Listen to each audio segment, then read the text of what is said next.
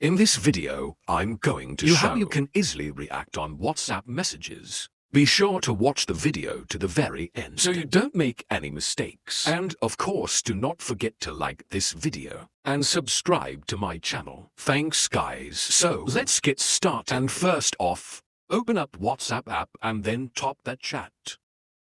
Then just enter some conversation. And then if we want to react to some message, we can just long press and then choose that reaction. After that, our reaction will display under that message. If we tap on it, we'll be able to unreact to remove that reaction.